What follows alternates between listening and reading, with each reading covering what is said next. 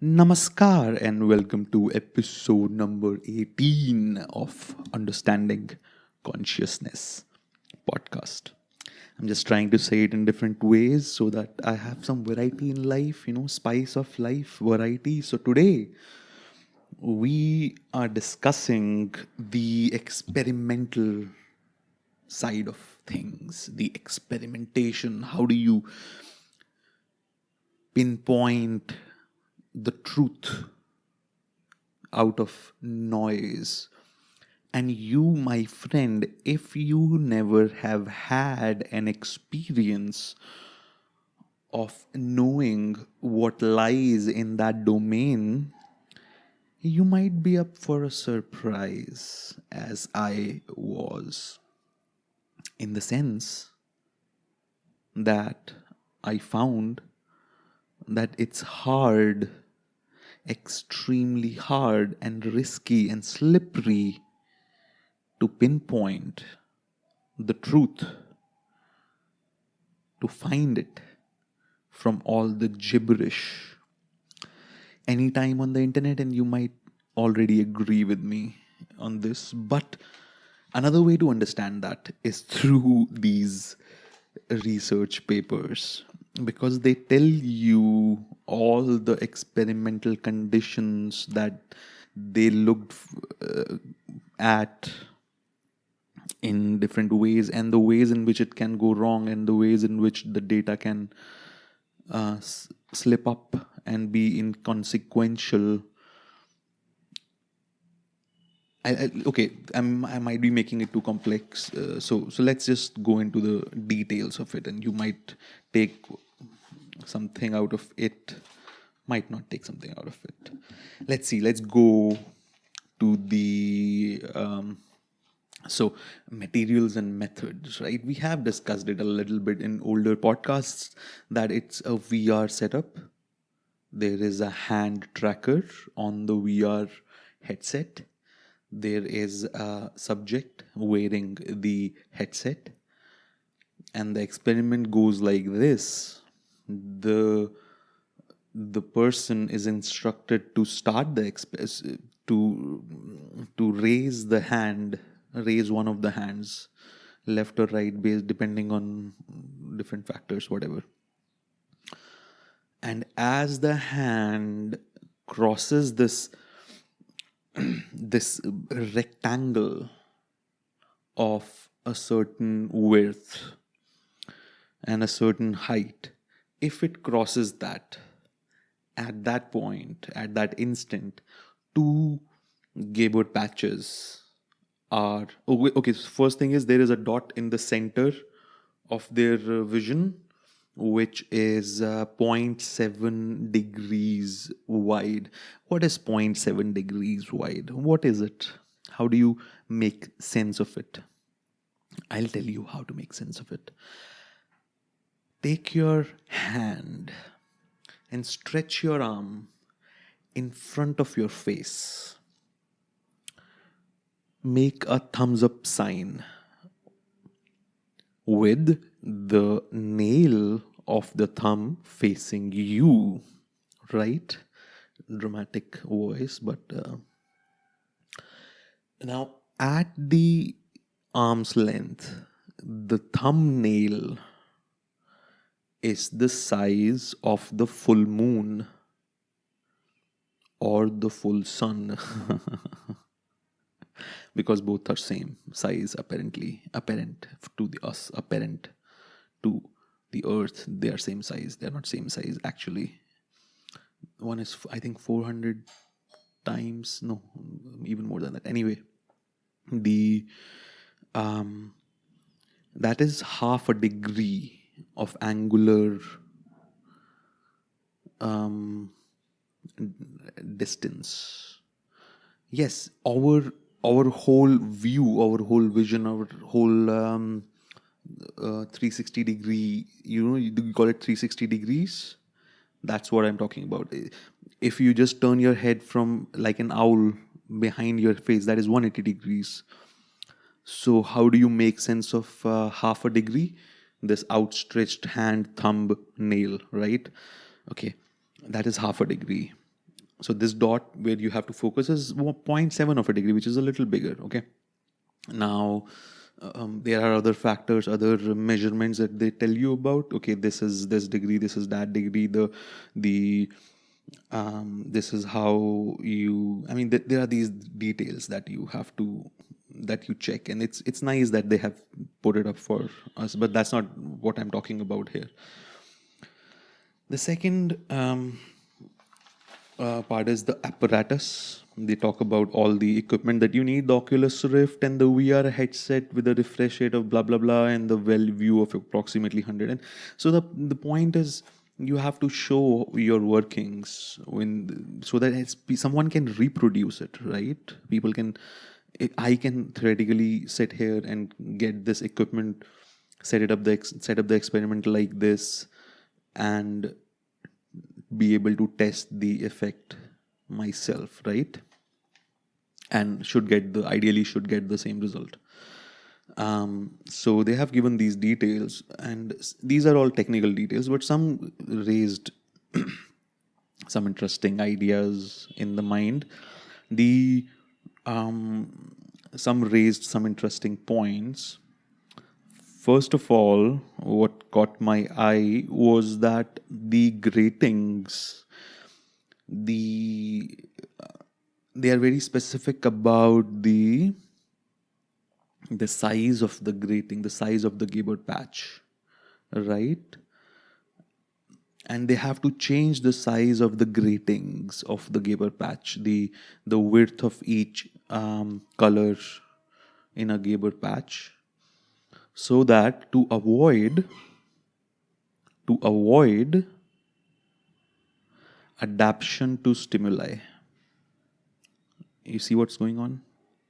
They took care of the fact that it's possible to be adapted to one specific sized grating, and they varied it. What does that tell you? That's how careful actual scientific research has to be. You need to take into account all the previous findings and allow for that variation to not affect the data by specifically changing the experiment so that doesn't happen. Someone already has researched this, that if you keep showing the same stimulus, the same image again and again and again, it changes the way in which the mind perceives that image. It slowly fades. I guess I would presume, just like the same song feels different the more you hear it. The same joke might elicit a weaker reaction every time, and you have to take that into account while doing such kind of a research where the decision point is about the contrast of the image. It's very important to know about these effects and allow for them to not affect your data. Then the second thing that was very interesting was this Michelson contrast. Michelson, this is slightly complex. I've already gotten really complex with numbers and things, and this is also very interesting. It shows that there is a ratio of maximum luminous and minimum luminosity, and there is these set values. I don't know much about it, but I got really excited because this is again something of the same idea. I actually wanted to discuss this more, but now I realize that if I start discussing it, it'll take away from the most interesting and fascinating thing that I have yet to say. Is this? So there were participants, of course, 54 participants. The first experiment where they only test the difference in change in contrast accuracy, that had 8 participants. But the second experiment, where they also test the metacognition, they also test the confidence of the decision of the person. They ask the person, how confident are you of these experiment, of the answer that you gave? And that experiment has 46 participants. Now, this is how they start the experiment. This is what they instruct the participants. They say the experiment, the the study is a study on attention.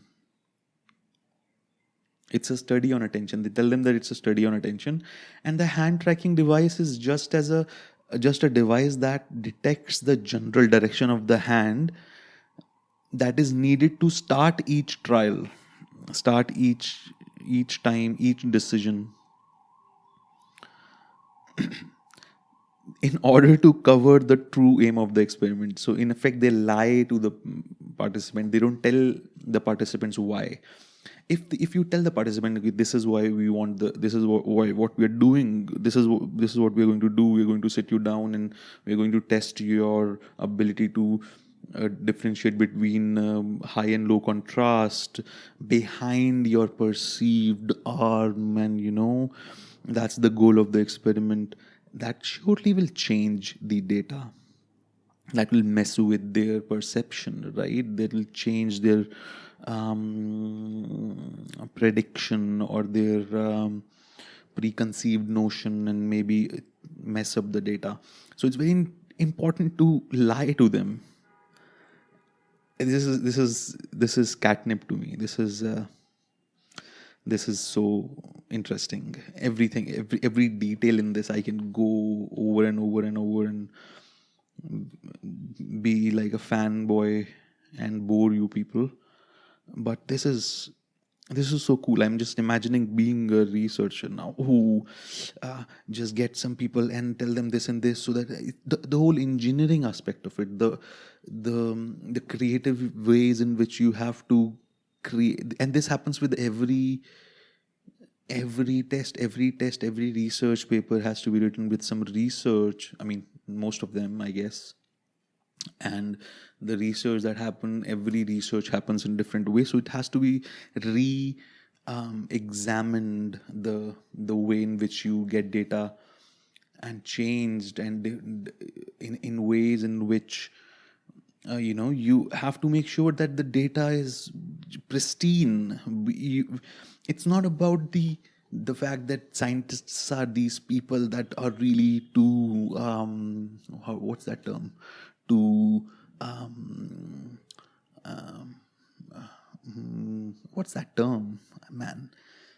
It's the thing with the vocabulary. You never find the word that you're looking for. Too for the I'll pause and think about the word, because it's very important. Too pedantic. Too again, too what's the other way to say it? Just too they're not fixated on these on just getting there is a reason for it. The point is, there is a reason for it. That is what is required to get the truth out of nature of this jumbled world. This is what it takes to get to the center of the bullseye. And whatever comes out of it, we can be sure that is clean and pristine, and something that you can bank on and you can lie down on. It's not just another news on your Facebook feed. Like it's heavily tested and scrutinized, and it still fails, and still things go wrong, and it improves all the time. And this is, I find, like, the fact that some part of like this, and this has never happened in a history of humanity. Nothing we did was that to find the truth at that level.